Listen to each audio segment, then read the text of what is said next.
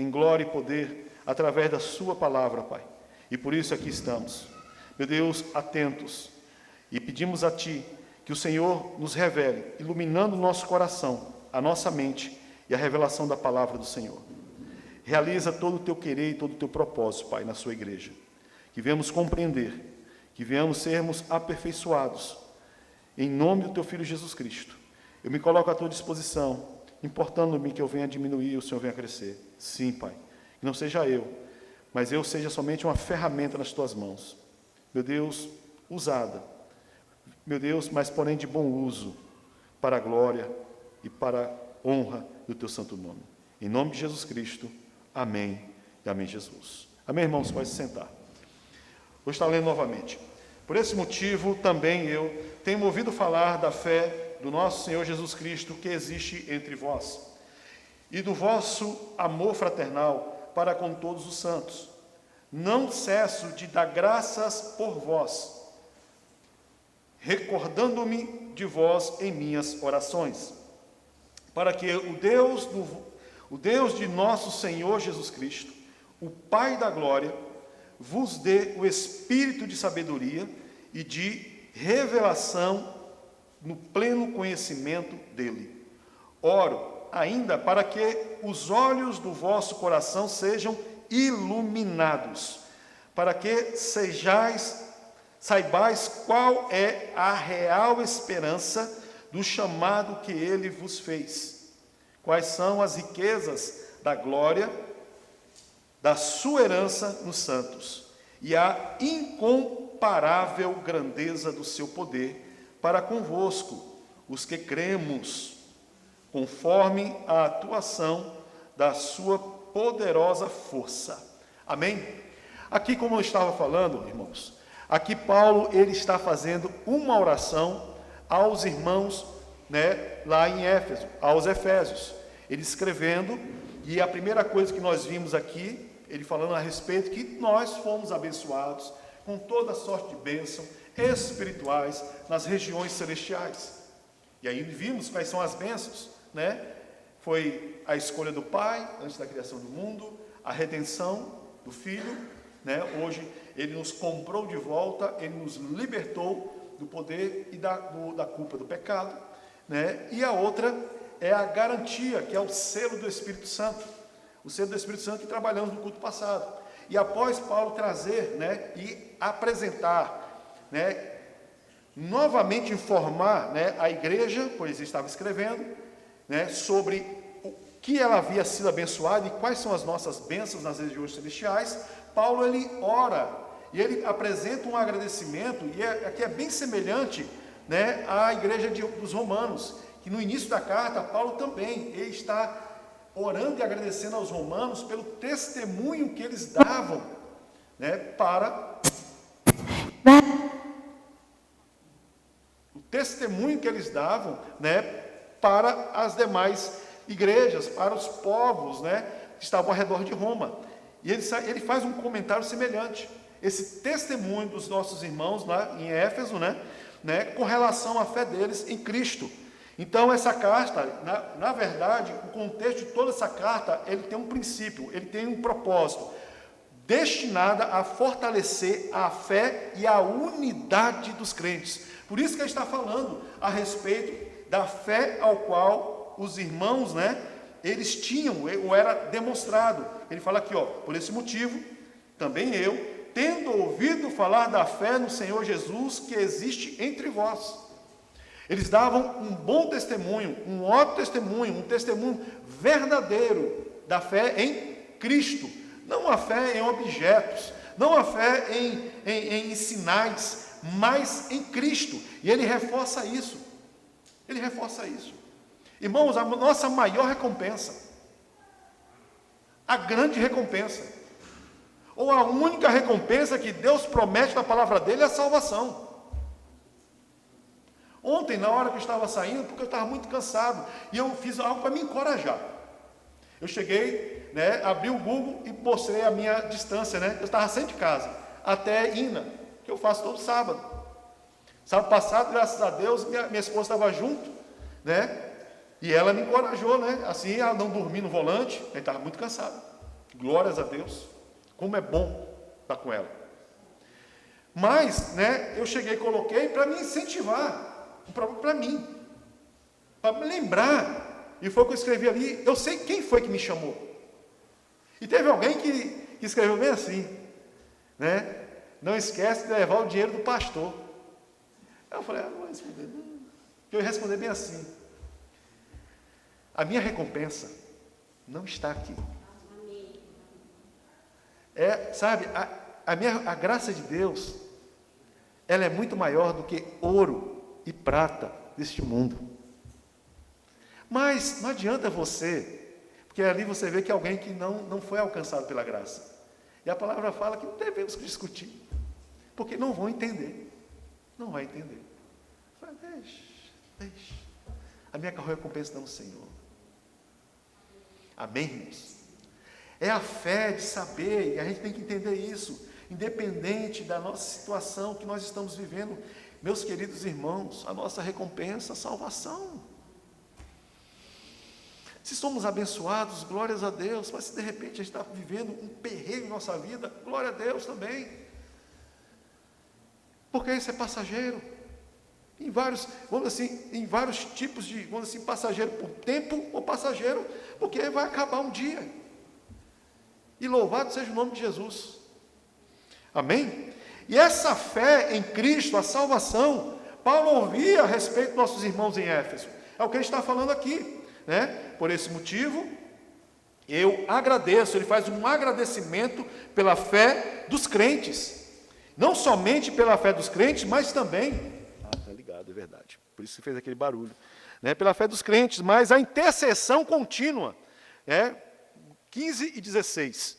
Por esse motivo, também eu, tendo ouvido falar da fé no Senhor Jesus Cristo que existe entre vós, e o vosso amor fraternal para com todos os santos, não cesso de dar graças a vós, de orar por vós, né, recordando-me de vós em minhas orações. Paulo começa agradecendo a Deus pela fé dos nossos irmãos lá em Éfeso, e pelo amor que era mostrado e demonstrado entre a fraternidade. Sabe, o amor um pelo outro, o cuidado de um para com o outro. Amor, irmãos, não confunda amor como, por exemplo, de chegar e passar a mão, sabe, admitir o pecado do outro, vai viver dessa forma de maneira alguma. É repreender muitas vezes. Você vê seu irmão pecando, repreenda-o. Repreenda-o. Se ele não gostar, vamos dizer assim, duas coisas a palavra diz. Você ganha um inimigo ou você ganha um irmão. Repreenda-o. A maior prova de amor de Deus para com a humanidade, quando o homem pecou, sabe o que foi? Expulsá-los do jardim do Éden. A maior prova de amor, expulsou, falou, vocês não vão entrar mais aqui, colocou um anjo guardando a entrada. Por quê? Porque amor, pastor, ele expulsou. Que amor é esse? Porque se eles continuassem no Éden, eles comeriam do fruto da vida, e eles estariam eternamente condenados. Não haveria o plano da redenção. Entendem, meus queridos? Muitas coisas aos nossos olhos a gente acha ruim. Mas é Deus que sabe e conhece todas as coisas. Amém? E aí estou falando de amor fraternal, ao qual Paulo ele relata aqui, né? E o vosso amor fraternal para com todos os santos. Perfeitos nós não somos e não seremos. Mas temos, né, o Senhor Jesus, nós temos a palavra de Deus, nós temos o Espírito Santo, que nos ajuda a ajudar uns aos outros, nos ajuda a interceder uns aos outros. Né? E aqui ele agradece pelo amor que tem mostrado a todos os santos, os nossos irmãos. E os santos quem são? São os crentes em Cristo. Ele demonstra que, como pastor, também ele está orando continuamente por eles. Nós, como pastores, nós oramos por cada um, oramos pela igreja, nós desejamos que a igreja ela cresça, sabe, no conhecimento da palavra de Deus. Nós oramos para que o Senhor, em sua bondade, sendo da sua vontade, dores presentes, elas venham ser curadas. Mas a gente tem que entender que tudo está sob o controle de Deus e sob a vontade dEle. Cabe a nós orarmos. Pedirmos pela misericórdia dEle. E Ele, em sua vontade, conforme em sua soberania, Ele responderá de alguma forma ou não. Cabe a nós entendermos isso, e a nossa fé, por isso, tem que estar firmada somente nele. A promessa dele é o que? A salvação. Amém? A gente tem que compreender isso. A gente tem que inculcar isso. Para que a gente não venha a ser levado por qualquer, sabe, vento de doutrina. Por pragmatismo, como, por exemplo, eu falei, que é pragmatismo, novamente, né? É o seguinte, você está com as coisas endividadas na sua vida, eu como pastor, eu ungi essa caneta, e você vai levar essa caneta ungida, e tudo que você assinar vai dar certo. Não, isso não existe. Isso é uma coisa pragmática, uma coisa para, assim, é uma mentira na verdade, né? Mas é algo para trazer uma solução, que as pessoas querem as coisas, sabe o fast food? Um exemplo, McDonald's. Quem come McDonald's aqui? Não vou nem olhar. Faz bem? Na verdade, faz bem? Né? Não faz bem, mas a gente come porque é rápido. Pragmatismo é isso. Ao invés da gente chegar, ir para casa, fazer uma comida saudável, tal, que demora horas, tal, a gente fala assim, vamos no McDonald's? Pragmatismo é isso. Resolve o problema, né, instantaneamente, mas não resolveu o que realmente tem que se resolver. Assim, vamos colocar assim, é um fast food, né, espiritual. Não resolve a questão. É de grande importância a oração contínua na vida da igreja e o valor de interceder uns pelos outros. De repente você não conhece, você nem sabe o nome dessa pessoa. Mas, Senhor, abençoe aquele irmão, aquela irmã. Senhor, abençoe a vida do pastor. Senhor, abençoa. Agora não tenha isso como uma barganha, porque muitos, né, vão dizer assim, Jó, a vida dele mudou depois que ele orou pelos seus amigos. Aí está ensinando o quê? Que você vai receber algo de Deus, vai, sabe, ser abençoado se você abençoar os outros. Não. Você abençoa porque você tem um caráter de Deus.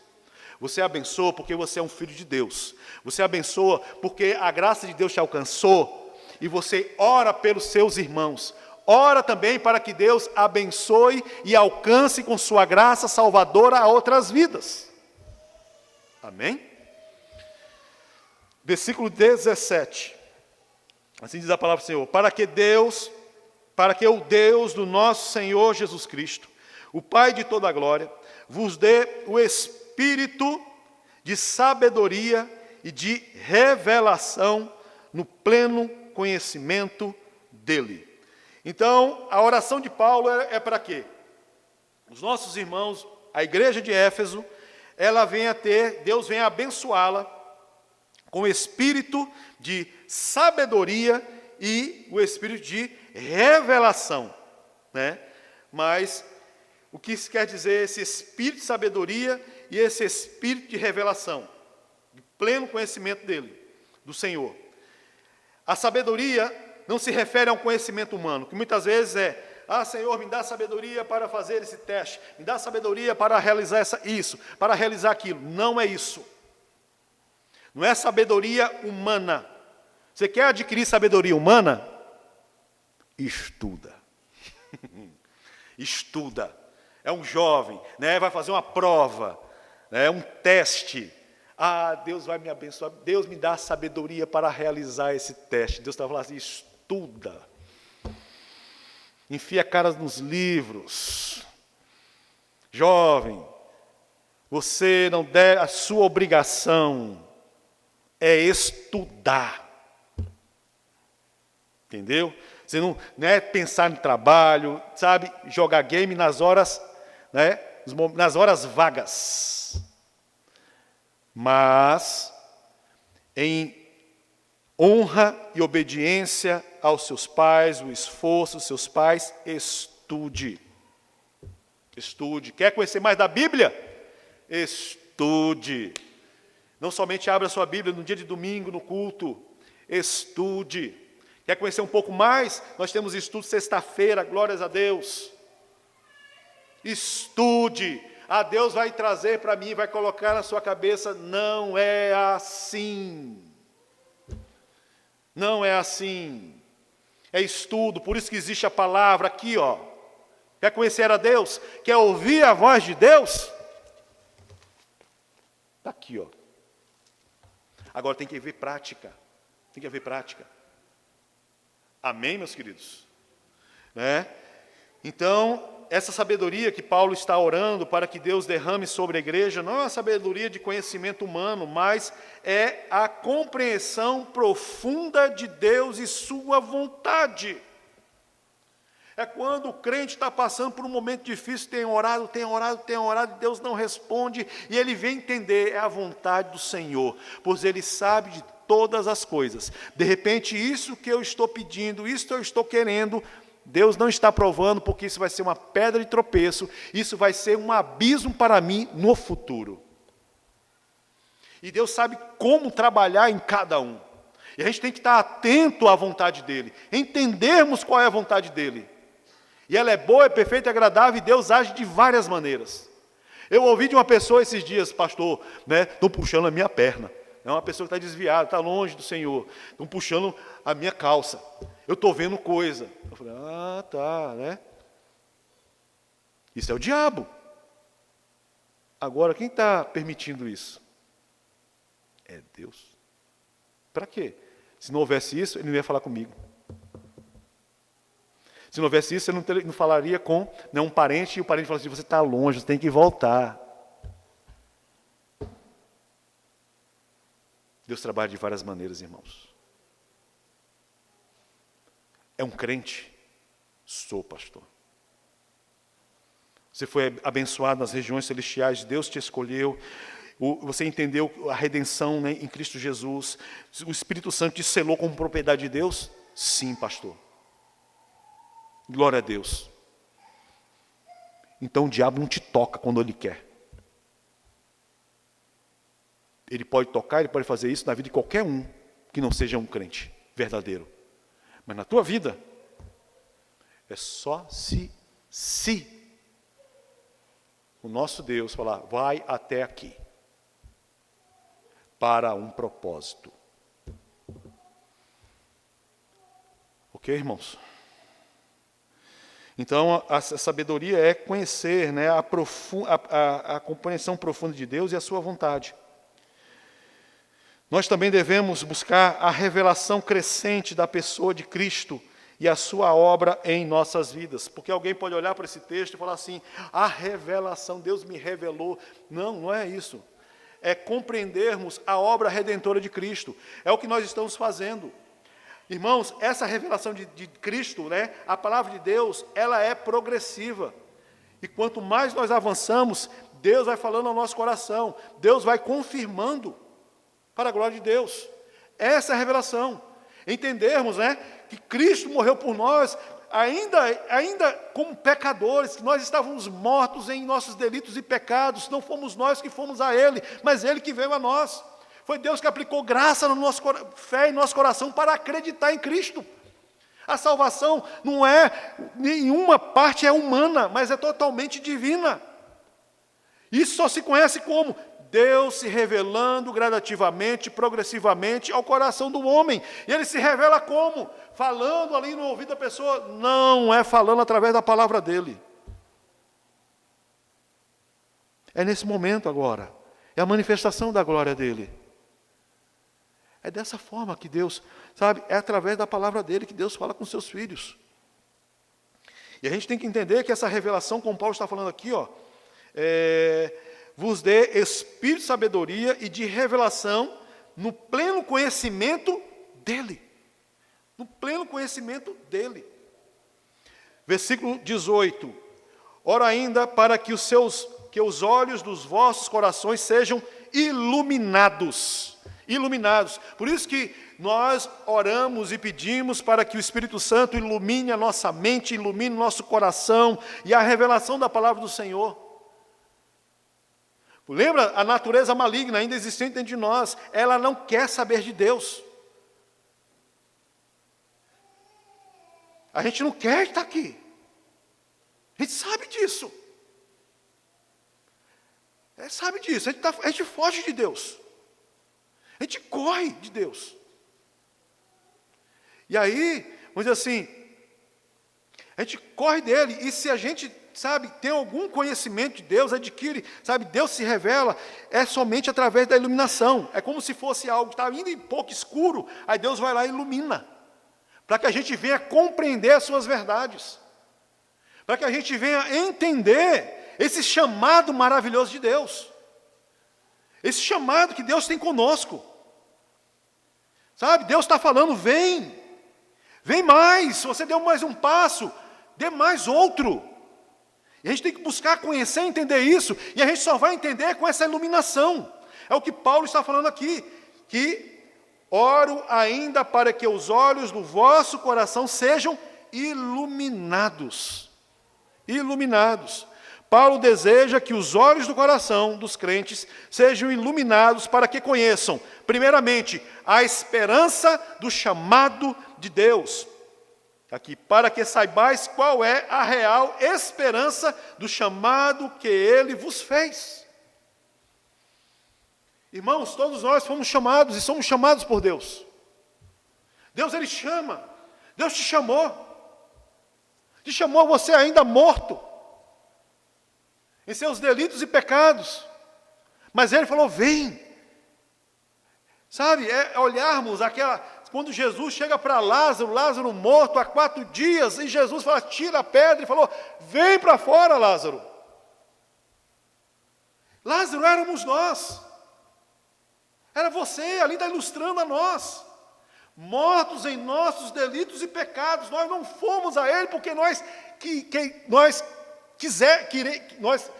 estávamos querendo, mas porque Ele nos chamou. O morto se levanta, o morto fala. Fala não, você já viu um morto falando? Você já viu um morto falar assim, deixa eu ir ali no Combine e comprar um cafezinho enquanto vocês estão chorando por mim? Aqui, né? Já vi um morto falar, espera aí, não, está muito quente, deixa, esfria mais esse forno aí. Já viu isso aí? Não! Essa era a nossa condição. Mortos. Salário do pecado. E aí Deus chegou para esse morto chamado Rhodes e falou assim, venha, é o chamado de Deus para a nossa vida. É o chamado para a vida. É o chamado para a vida eterna. Amém? Então, Paulo, ele chega e ora para que os crentes lá em Éfeso sempre lembrem disso. Deus nos chamou quando nós estávamos mortos. Não foi eu que o aceitei, foi Ele que me aceitou. Ele me chamou, levanta, vem. Aqui não está falando de um chamado ministerial, não, está falando do nosso chamado como crente. Crentes. O que mais ele chega e fala aqui, está orando, para a iluminação do coração, para que saibais qual é a real esperança do chamado que Ele vos fez, quais são as riquezas da glória da sua herança nos santos, a riqueza da sua glória. Qual é a nossa riqueza, irmãos? Qual é essa esperança, essa riqueza? O que é? É uma vida sem pecado, é a glorificação. É o reino, é essa glorificação. Eu estou aqui, estou com a dorzinha, não vai ter mais isso aí. Vem esse dia. Vem esse dia. Está chovendo, está calor, está frio. Vem esse dia que não vai ter mais isso, porque o pecado não vai mais existir. A morte acabou, vai acabar. O último inimigo estará debaixo dos pés do Senhor. É a morte. Porque não existirá mais o pecado. Essa é a riqueza. Esse é o grande tesouro. Esse é o grande tesouro. Pastor, ora para o meu casamento. Sim, eu oro. Mas antes, converta-se. Entenda a palavra, se submeta à palavra. E o problema que as pessoas querem, né? Não, eu estou com problema no casamento. Aí o pragmatismo, né? Ora pelo casamento, mas a pessoa não quer mudar. Vamos lá, em casa lá está a pessoa lá, né? Vamos colocar. A mulher, o marido a mulher, né? Vamos lá, é o marido que é o problema. O crente problemático. A mulher não quer ir para a igreja porque está vendo o exemplo do camarada lá. Aí o camarada vai lá e se converte. Agora as coisas mudaram. Agora, pastor, é o seguinte, pastor Robson. Ora pelo meu casamento para que minha mulher, ela venha mudar. Ela venha ser transformada. Para a restauração do meu casamento. Na verdade, irmãos, a mudança não é no casamento, a mudança é na pessoa. Vamos supor, aí está orando pelo casamento da pessoa. Mas essa pessoa que está pedindo oração, ela está pior do que o descrente. Chega em casa ignorante. É um marido ignorante. É um marido que não zela pela esposa. É um marido, sabe, que trata a esposa, né, como um cachorro, não sei. Não ama, não dá a sua vida. Quem é que tem que mudar? É restauração do casamento? Mas, na verdade, não existe oração para casamento. Existe oração para restauração, sabe? É transformação, na verdade. Conversão. Aí o cara, assim, se converte. Aí vai saber tratar a esposa. E aí vai ganhar a esposa, estou invertendo os papéis, vai ganhar a esposa para Cristo. A mesma coisa é a mulher. A mulher, ela vai ganhar o marido para quem? Para Cristo como? Calada. Através das suas atitudes. Irmãos, investiguem-se. Investiguem-se. Porque o grande problema é que a gente sempre acha que é o outro. Lembra do Adão? Mata ela, Senhor. Porque foi ela que pecou. É ela. O grande problema é o outro. Não, o grande problema somos nós. O grande problema sou eu. Então eu tenho que chegar e me dobrar, me humilhar diante do Senhor. Porque existe essa herança, vai chegar um dia ao qual as coisas serão maravilhosas. Isso é uma esperança, e eu vou lutar por isso. Buscar ser uma pessoa melhor. Aos moldes da palavra de Deus, eu vou ponderar, eu vou meditar na palavra de Deus. Esse é o nosso parâmetro. Essa é a nossa vida. E o que mais Paulo está falando aqui? Então ele ora para a iluminação do coração para que venham saber do chamado, da riqueza, da glória, da herança dos santos, né, que é a glorificação. E aqui ele fala aqui da suprema grandeza do seu poder para com os que creem. Né? E eu destaquei aqui, irmãos, poder. Né, aqui no versículo 19. E a incomparável grandeza do seu poder para conosco, os que cremos, conforme a atuação da sua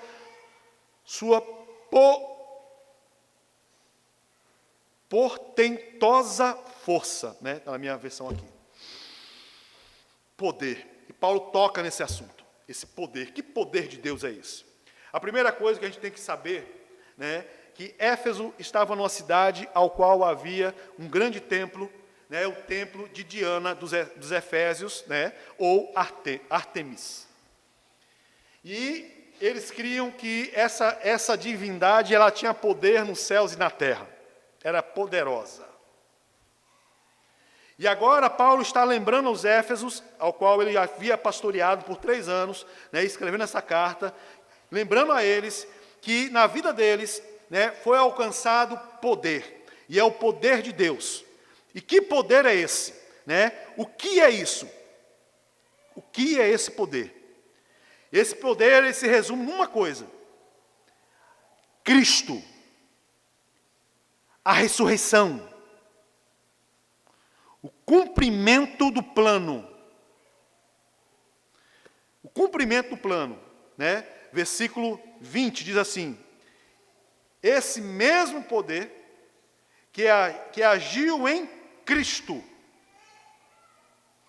O mesmo poder que agiu em Cristo, ressuscitando dos mortos, entronizando à sua esquerda nas regiões celestiais. Esse poder, segundo Paulo, foi manifestado em Cristo. E como foi? Ressuscitando dos mortos e o assentando à direita de Deus nos céus, acima de todo principado, versículo 21, né?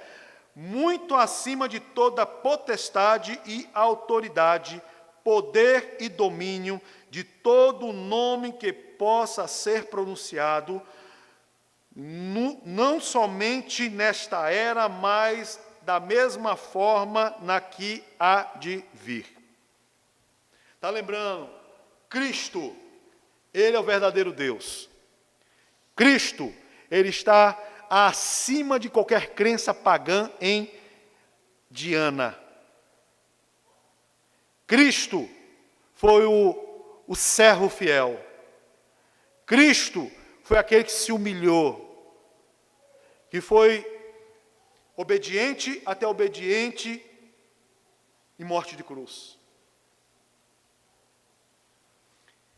A palavra de Deus fala que Cristo, ele se esvaziou de si. Mesmo sendo Deus, não usurpou ser igual a Deus, mas se esvaziou. Se esvaziou de sua glória. O que está dizendo aí? Ele saiu do trono dele. Cristo, ele sai do trono dele. E ele se humilha. Ele se humilha. Ele se humilhou, tomando forma de servo semelhante aos homens. Nenhum outro Deus. É a mitologia grega, mas eles vinham com poder para fazer, a mitologia diz que eles vinham para fazer atrocidade, não se humilhar, mas para humilhar os homens. Mas ele se humilhou, vindo como servo, semelhante aos homens. E vamos colocar assim, e a humilhação mais baixa, crucificação. Primeiramente, diante dos homens, ele era inocente. Diante dos homens, ele era inocente. Ele não cometeu nada contra a lei. Nós estamos falando de um sistema judaico, ao qual a lei legislativa, constitucional, qual que era? A lei mosaica. E Cristo cumpriu toda a lei. Toda. Então, diante dos homens, ele era inocente. E diante de Deus, também inocente. Pois não havia pecado nele. A humilhação, a morte de cruz já é humilhante. Era para os piores. Mas a humilhação de crucificar, ou de ser crucificado, sendo inocente diante dos homens e diante de Deus. E ele morre em nosso lugar. E por não ter pecado, a morte não o deteve. Porque o salário do pecado é a morte. Por não haver pecado, ele tinha o direito de ressuscitar. E ele ressuscitou, abrindo o caminho para nós. Ele deixou o trono, ele se humilhou, foi obediente até obediente morte de cruz, ressuscitando ao terceiro dia. E depois de 40 dias, ele é assunto aos céus, ele retorna a esse trono. Para mostrar a todo o cosmos que toda autoridade está sob os seus pés. Como Paulo está falando aqui, ele sujeitou todas as coisas a Cristo. Deus o engrandeceu. Deus, o glorificou. Deus sujeitou todas as coisas a Cristo e o deu como cabeça. Estou em outro canto aqui, né? Cristo foi vitorioso sobre todas as formas do mal e ele ocupa a posição de autoridade suprema. Isso garante segurança para nós, né? Pois todos estão sobre o reinado de Cristo. Como Paulo está falando aqui, potestades, principados, né? 21. Muito acima de toda potestade e autoridade. Está falando, né? Poder e domínio e todo nome que possa ser pronunciado. Então, ele está acima de todo tipo de criação. Tem domínio sobre os anjos. Tem domínio sobre os demônios. Tem domínio sobre as pessoas. Tem domínio sobre a criação. Tudo está sob o domínio de Cristo.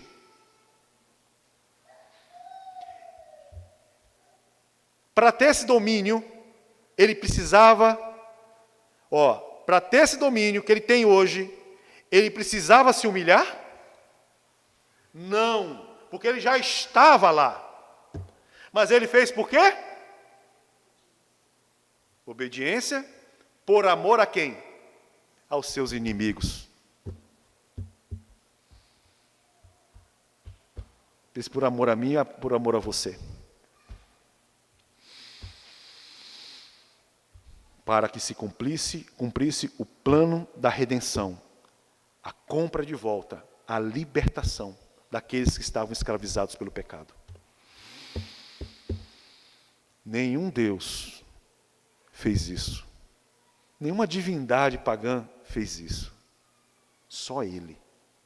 Somente Ele. Amém, irmãos? Então esse poder de ressurreição, é o caminho aberto para nós.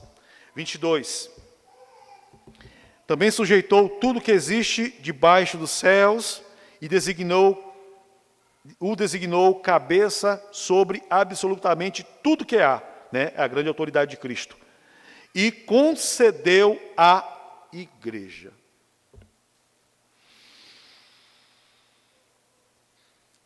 Ele sujeitou tudo debaixo de seus pés. Tudo que foi criado. Nada foge do domínio do Senhor. Nada. O designou como cabeça. Cristo é o cabeça do corpo. E concedeu o que aqui? Está escrito aí na Bíblia. Concedeu o quê? Acho que a tua versão deve estar outra, não a palavra concedeu, mas é o quê? Igreja? Igreja? Igreja? Igreja? É a primeira vez que aparece o nome igreja.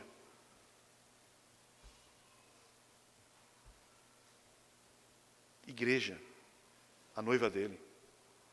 Igreja é o que nós somos. A igreja não é alguém isoladamente. A igreja é esse conjunto de pessoas aqui, com o propósito de adoração ao Senhor, com o propósito de prestar culto ao Senhor. Por isso estamos aqui, para agradecer a Ele, porque Ele mesmo não foi para conquistar o poder, porque Ele já tinha, mas Ele fez isso, Ele veio, se humilhou, venceu, está novamente lá, por amor a mim e a você. O que o primeiro Adão não conseguiu, ele, o segundo Adão, ele conseguiu. Todo domínio. O primeiro Adão perdeu, ele veio como um homem. Como um homem.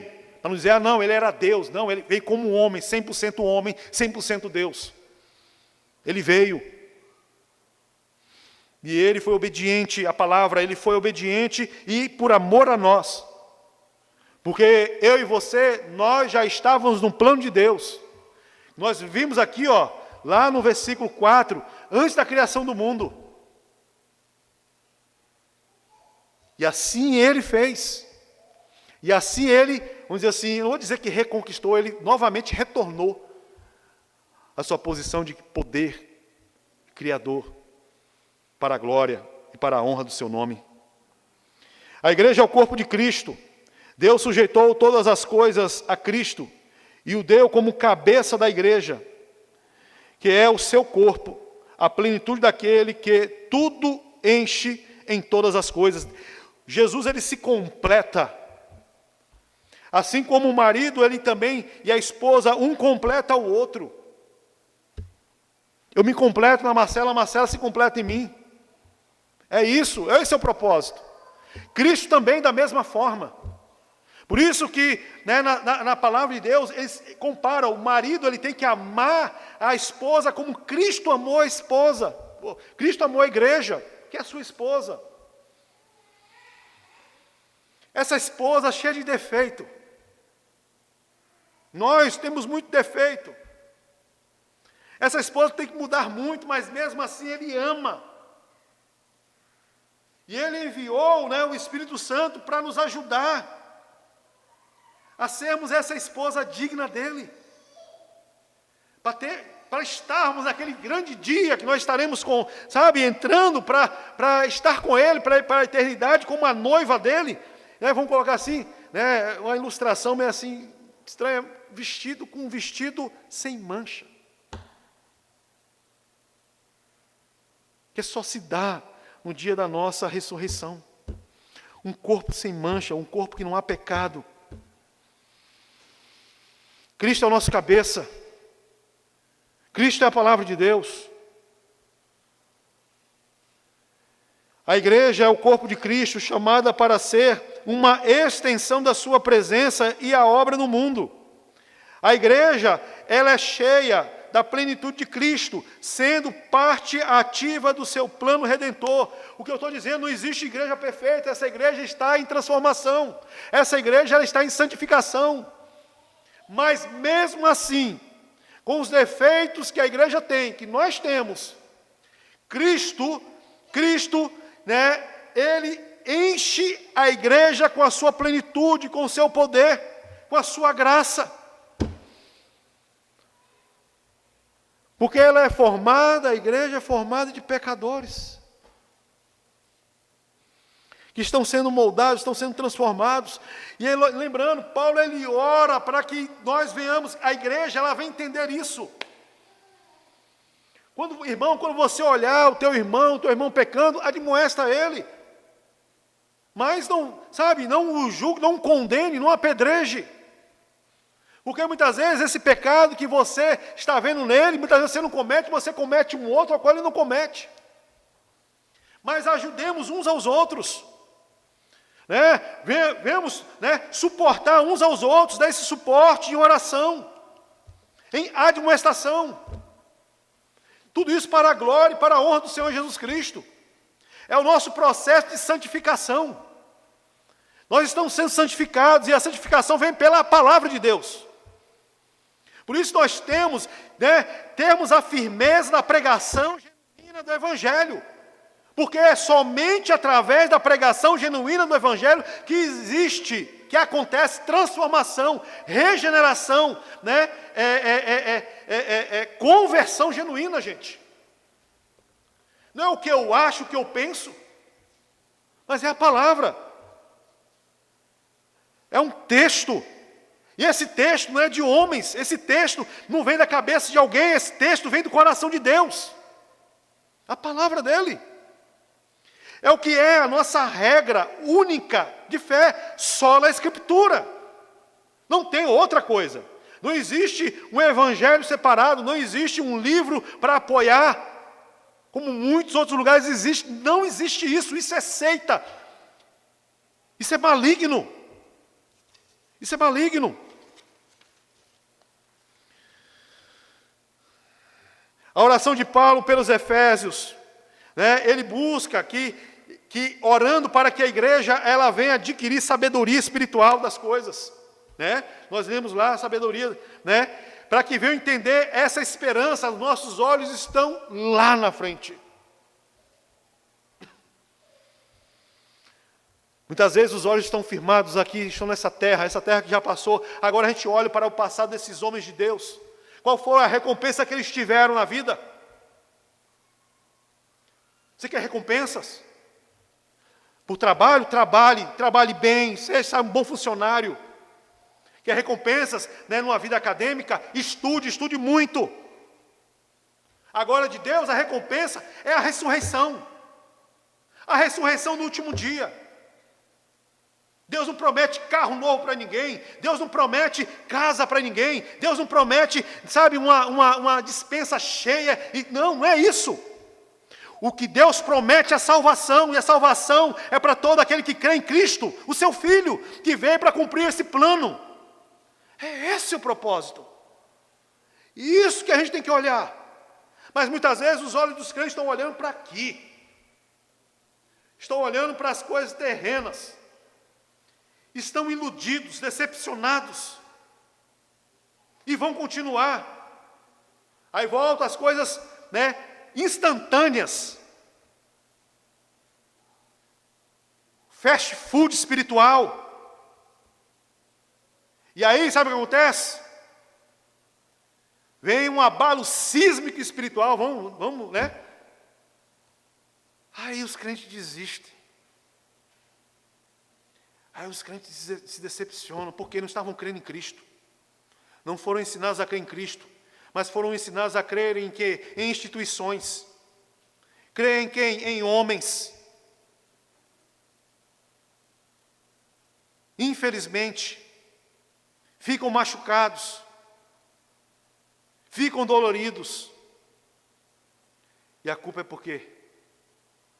Porque isso é o que Paulo está falando, e Paulo fala várias vezes, ele fala aos Filipenses, eu vos escrevo as mesmas coisas para que vocês, é por amor a vocês, pelo cuidado de vós. Falar em salvação, o crente tem que ouvir sempre. Falar sobre Cristo, o crente tem que ouvir sempre. Por quê? Porque esquece. De repente você vai sair daqui, você não vai lembrar. Você não vai lembrar. E o trabalho da igreja é o quê? Relembrar. Relembrar. Relembrar. Relembrar. É como batendo assim, ó. Batendo um prego, o prego vai afundando. Vai afundando. Vai afundando. Vai afundando. Bora. É fácil fazer show. É fácil falar o que a pessoa gosta e quer ouvir. Agora, meu querido e minha querida, a gente tem que se arrepender. Nós temos que ser mais fiéis a Cristo, porque Ele foi fiel a nós. Nós temos que ter mais responsabilidade com a palavra dEle, porque Ele foi responsável, Ele morreu por você. Ele não fugiu, Ele teve motivos para fugir. Porque Ele estava morrendo pelos inimigos dEle. Ele estava morrendo por esse camarada aqui que está falando aqui, ó, que não vale o que come. Porque se eu estou de pé, é graças a ele. Porque se existe alguma bondade dentro desse cara aqui, é graças a Deus. Porque eu, como falei no culto passado, o Espírito Santo é o penhor, é a nossa garantia, para que alcancemos, né, que seja completa a salvação. Ele é o penhor, Ele é a garantia. Eu não me garanto, eu por mim mesmo. Porque eu sou um pecador. E você também. E você também. Ele te chama porque para arrependimento. E arrependimento que todos os dias, todos os momentos. Ele te chama para quê? Para estar mais próximo dele. Estar mais próximo dele, sabe o que é? É olhar para si e ver que você não é digno de estar com ele. Mas mesmo assim ele te chama. Mesmo assim ele te ama. Mesmo assim ele te quer. E não quer viver momentos, né, 2 horas, né, dentro de uma igreja. Ele não quer viver, né, 40 anos, 50 anos, 60 anos, 70 anos na sua vida. Não, Ele não quer isso. Ele quer você por toda a eternidade. Ele é essa noiva ao qual Ele comprou. Você é a noiva, né, na verdade. Você é a noiva ao qual Ele comprou. Você é essa noiva que estava perdida. E vamos dizer assim, e deveria ser jogada, né, a escanteio, mas Ele foi lá e falou assim, é ela que eu quero. Eu vou limpá-la. Eu vou comprá-la. Eu vou respeitá-la. Eu vou amá-la. Eu vou me sacrificar por ela. Eu vou me dar a ela. Eu vou deixar o meu trono, ir até ela, morrer por ela. Por amor a ela. E muitas vezes nós não amamos tão pouco, nós não entendemos. Assim como Paulo, ele orou, estava orando para que os irmãos lá em Éfeso, como ele escreveu aqui, eles venham, que os olhos do coração deles venham ser iluminados, para que venham entender a esperança do chamado.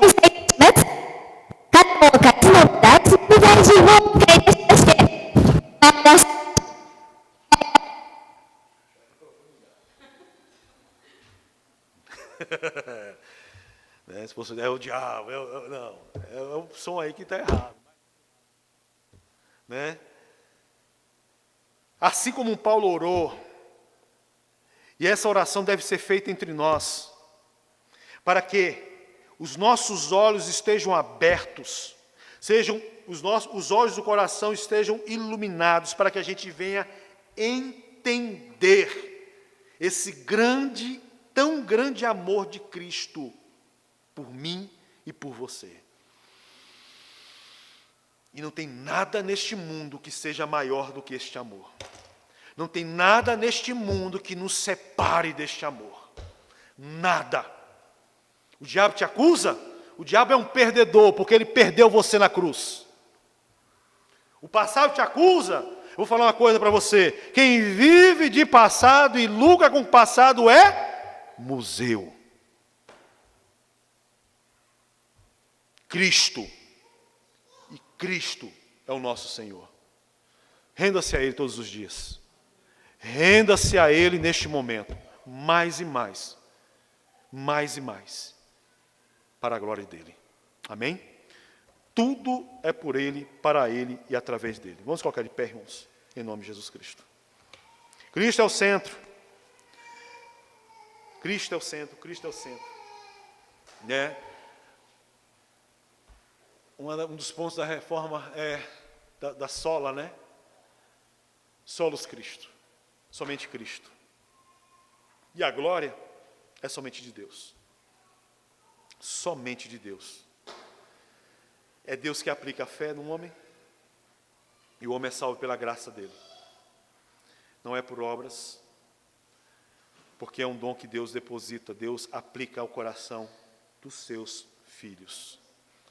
Através da palavra da verdade, que é o evangelho da salvação. Somente a Escritura. Somente ela. Nada mais, nada menos. Amém, irmãos?